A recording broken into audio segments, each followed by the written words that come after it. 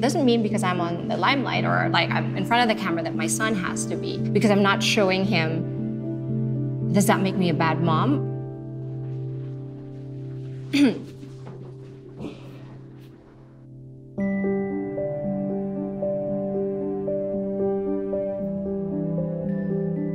I am Marie Lozano, and I am the proud mother of Nikos. He's 13, turning 14 very soon.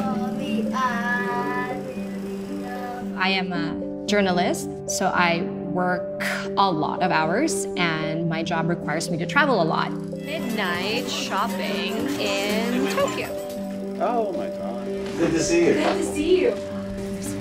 You too. So I'm in this modern family setup. If you think about modern parenting, it's kind of like a sitcom. And my situation is kind of like that. I actually live right across my son's dad, because we wanted a setup where my son can just go freely instead of like having days with his dad and days with me. We actually have family dinners with my ex and my boyfriend, my son, and it's a good way to show him that we can coexist and we could all be parents and love him, and everybody's just a big support group for him.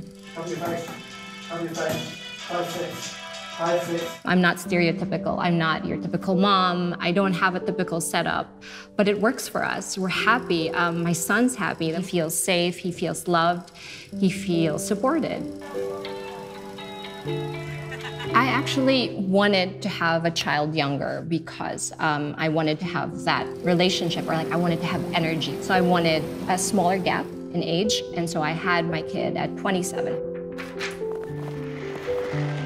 Work became more demanding. Also, having a child is demanding, and it just the most difficult thing to juggle at that point. Basically, when the pandemic happened and the lockdown came about, I got to spend so much time with my son. And then that was great for a few months until, the pressure of homeschooling and scheduling,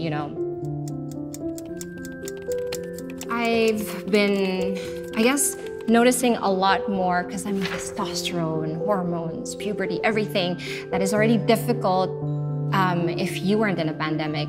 I try to put myself in a position of a child. If I was 13, what would I do? I think I'm partly to be blamed because I didn't want so much structure, because there's just already so much to deal with. So I was more lenient in the beginning. I'm like, you poor thing.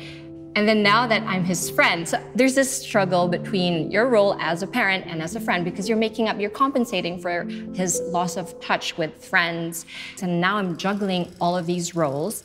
And so I catch myself sometimes, giving in, but I take a step back. I have to be more understanding. He's into gaming, and I am just the worst. I mean, even with Pac-Man, I would tilt my head and move around like a dork. I mean, he's right. You didn't do the workout one? No. This is already a workout right now. Okay, now I get it. You did something wrong. Oh, that's something that's out of my comfort zone, and he knows I'm making an effort, so he appreciates it. And what I love most is that something that I've taught him to be more patient and to just keep on practicing when he's frustrated about something. And when we played the last time, and I was like, I really suck at this. I'm so bad, I give up. He's like, Mom, it's just about practice. Just practice. You'll be better. And I was like, you know what? I will. In general, it's been a lot of highs and lows, but mostly everything is just worth it. No what?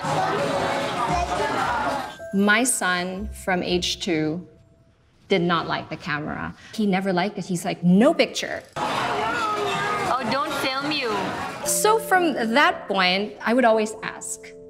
And it became into this thing where I just gave him the right, because I then realized that, okay, it doesn't mean because I'm on the limelight or like I'm in front of the camera that my son has to be. Because I'm not showing him, does that make me a bad mom? Or does it make me a good mom because he has his life private and protected? I don't judge other parents that keep on posting their kids, but I think children should also be given that right to choose whether they want their life in public or not.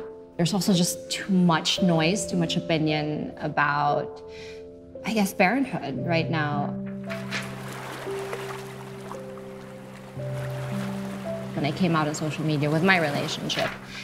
And it was long because it took me 14 years before I moved on and actually started dating and meeting someone and posting it on social media. And then all of a sudden people were like, they had the right to comment asking me about being a mother or asking me about my past relationship. What's important is that you're living a life that's real. You don't have to please anybody. And someone's up for war.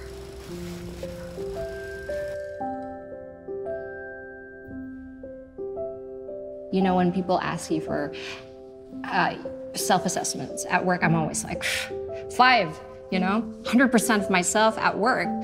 But when you rate yourself as a parent, it's harder. I think it's also because I'm comparing myself to other parents and seeing, oh, wow, she's amazing. But I have to remind myself that I'm giving 100% of myself. I love him unconditionally. Better is not necessarily the best.